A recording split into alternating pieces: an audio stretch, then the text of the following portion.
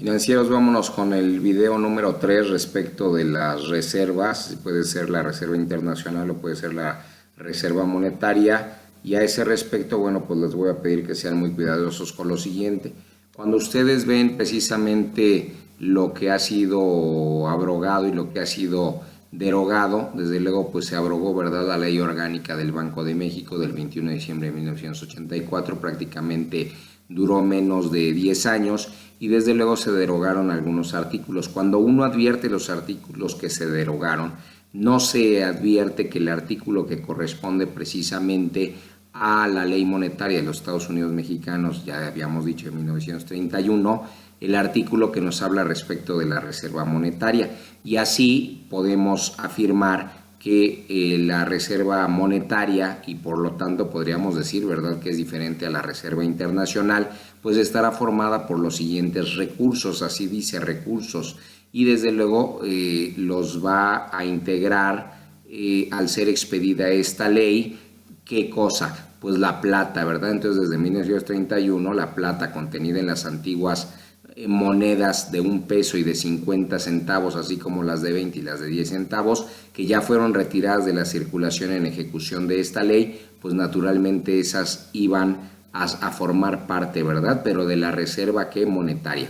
Desde luego la parte de las utilidades del Banco de México que la ley respectiva señala. Utilidades quiere decir que antes sí el Banco de México obtenía, ¿verdad?, utilidades. Pero no se confundan los laboralistas, no se confundan los fiscalistas, ¿verdad?, con qué son las utilidades, pues no vamos a entenderlo más que como todos los ingresos que obtenía derivado de la prestación de ciertos servicios, ¿verdad?, bancarios en ese sentido, como banco, pero no era todavía central, o si era central, pues sí era central, pero no era que dependiente del gobierno, o si dependía del gobierno, o era un desconcentrado, o era un descentralizado, o hasta después de la reforma fue un descentralizado, ¿verdad? Y no un OCA, ¿verdad?, un órgano constitucional autónomo, pues eso constitucionalmente así se ha advertido, pero parece que es un error.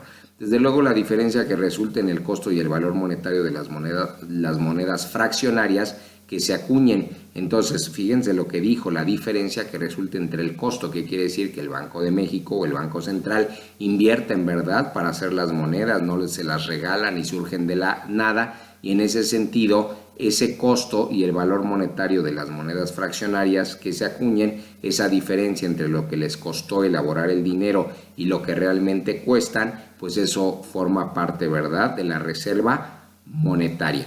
Y desde luego el producto de los préstamos que se contraten para el aumento de la reserva. Entonces se pedían préstamos para aumentar la reserva que de alguna manera funcionaba como una reserva, no como la de ahora del Banco Central, ¿verdad?, de última instancia para la banca múltiple o la banca comercial, sino para que el banco a su vez pudiese contar con esos recursos, con esas divisas, que de alguna manera le permitía, pero para tenerlos, a su vez, ¿verdad?, pedía préstamos y desde luego con eso aumentaba su reserva para tener disposición de divisas. A ese respecto, bueno, pues también se iba a considerar dentro de la reserva monetaria la suma que anualmente asignaran derivado del presupuesto de egresos de la Federación. Entonces ya me confundí, pues no que era un independiente, bueno, surgió como una sociedad anónima, ¿verdad?, como un banco, pero después formó parte del gobierno y por eso le asignaban por vía del presupuesto de egresos de la Federación una cantidad. Desde luego, eso también va a formar parte de la reserva monetaria. Igualmente va a corresponder a la reserva monetaria todos los incrementos que tengan que sean el aumento del valor de sus bienes. Quiere decir que entonces tenía patrimonio propio, ¿verdad?, y desde luego que sean los provechos que alcance las operaciones que por su cuenta se practiquen. Entonces prestaba servicios bancarios de banca central, pero en realidad recuerden que sí le asignaban parte o una suma anualmente derivada del presupuesto. Entonces ya cuando analizamos la legislación monetaria y advertimos el artículo en particular, se pueden confundir, ¿verdad?, entre el destino de la reserva internacional con lo que conforma la reserva monetaria. Pues así, en una norma vigente, pues ambas todavía coexisten y podríamos estar ante la presencia de una antinomia.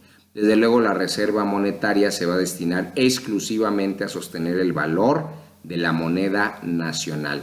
¿Y para qué me va a servir entonces la reserva internacional? Y ahí es donde los legisladores deben de hacer la acotación, la precisión, ¿verdad? Y desde luego, además de que va a destinarse a sostener el valor de la moneda nacional, va a servir esa reserva monetaria para regular su circulación. ¿Su circulación de quién?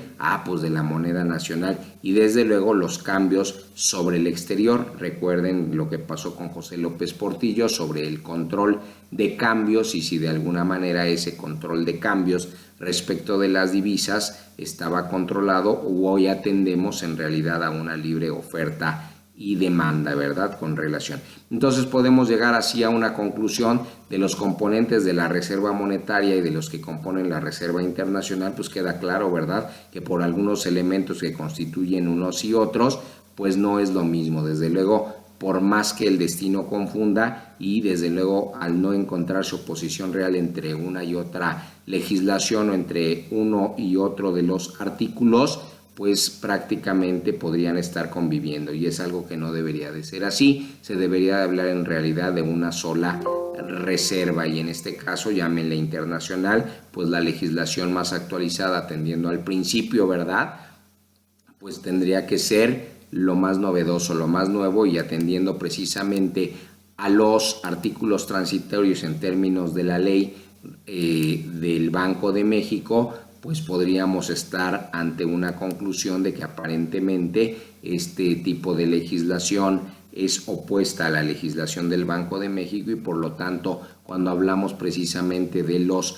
abrogados, de los derogados, pues nos vamos a referir solamente a los derogados, y en ese sentido pues sí podemos hacer la consideración correspondiente respecto y entre la ley monetaria y la ley del Banco de México, y naturalmente considerarse que pues se trata de una disposición opuesta a la del Banco de México, y solamente se podría considerar así derogado. Por el momento agradezco su atención. Mi nombre es Alex Paz. Saben que PG Lawyers está a sus órdenes, y estos temas de derecho monetario que tienen que ver con el derecho bancario de la banca central, desde luego, a ese respecto, pues es muy importante que ustedes los conozcan. Muchas gracias, que pasen buenas noches. Estoy a sus órdenes.